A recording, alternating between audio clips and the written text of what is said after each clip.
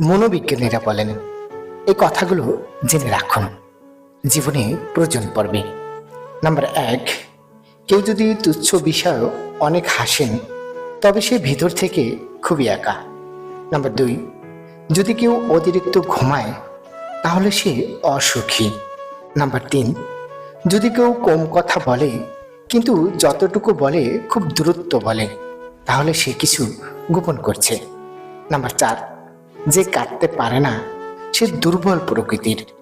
Number 5, যদি কেউ অস্বাভাবিকভাবে খাবার খায় তাহলে সে কোনো মানসিক চাপে আছে।